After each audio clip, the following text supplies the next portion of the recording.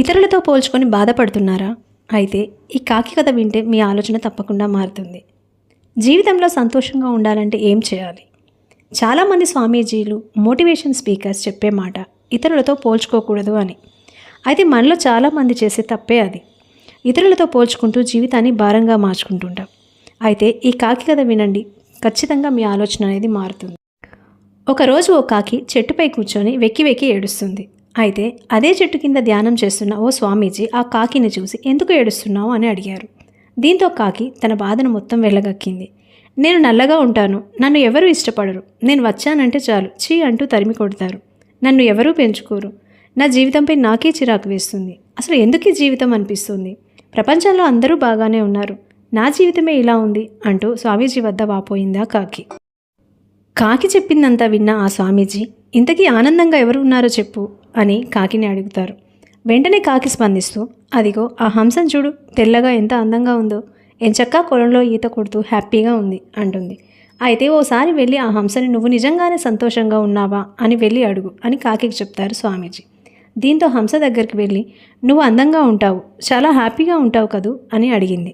దీనికి స్పందించిన హంస, ఛీ, నాది ఓ అందమేనా, తెల్లగా సున్నం వేసినట్లు ఉంటాను, అదిగో ఆ రామచిలుక చూడు, రంగురంగులుగా ఎంత అందంగా ఉందో, అది అసలైన అందం అంటూ తన కష్టాన్ని చెప్పుకొచ్చింది.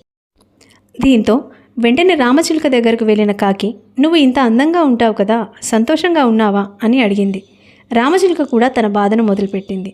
అందంగా ఉండడమే నాకు శాపంగా మారింది, స్వేచ్ఛగా ఎక్కడికి వెళ్ళలేను, వెళ్ళినా నన్ను బంజరంలో బంధిస్తూ ఉంటారు, నన్ను బంధించి జనాలు సంతోషపడుతున్నారు, ఇంతకంటే నరకం మరొకటి ఉంటుందా, ఎప్పుడూ భయం భయంగా బతకాలి, నాది ఓ బతికేనా అంటూ వాపోయింది. హ్యాపీ లైఫ్ అంటే అదిగో ఆ నెమలిదే. ఇక నెమలి దగ్గరికి వెళ్ళిన కాకి, నువ్వు సంతోషంగా ఉన్నావా అని అడగ్గా నెమలి కూడా తన కష్టాన్ని చెప్పడం మొదలుపెట్టింది. నాదేం సంతోషం, అడవిలో హ్యాపీగా తిరిగే నన్ను తీసుకొచ్చి ఇదిగో ఈ జూలో పడేశారు, ప్రజలంతా వచ్చి నాతో ఫోటోలు దిగుతారు, నేను పురి విప్పితే చూడాలని ఆశిస్తారు, అడవిలో నెమలి విప్పి నాట్యం చేసే నేను ఈ బందీఖానాలో ఎలా నాట్యం చేస్తా, అసలు ఇదేం కర్మ, నిజం చెప్పనా కాకి, అసలు నీ జీవితమే సూపర్, ఎంచక్కా నచ్చినట్లు విహరిస్తావు, నిన్ను ఎవరూ బంధించడానికి ప్రయత్నించరు, హ్యాపీగా లైఫ్ని ఎంజాయ్ చేస్తావు, నీ జీవితమే బిందాస్ అని చెప్తుంది. దీంతో కాకి ఒక్కసారిగా ఆలోచించడం మొదలు పెడుతుంది. నిజమే కదా అని ఆలోచనలో పడుతుంది. అసలు విషయం ఏంటంటే, పక్కవాడి జీవితం మనకంటే బాగుంటుందని అనుకోవడం సహజం, కానీ ఎవరి కష్టాలు వారికి ఉంటాయి. మన జీవితాన్ని మనం ఎంత గొప్పగా ఆస్వాదిస్తున్నామన్నదే ముఖ్యం. పక్కవారికి ఇబ్బంది కలగకుండా మీ జీవితాన్ని మీరు జీవించడమే జీవితానికి అసలైన అర్థం.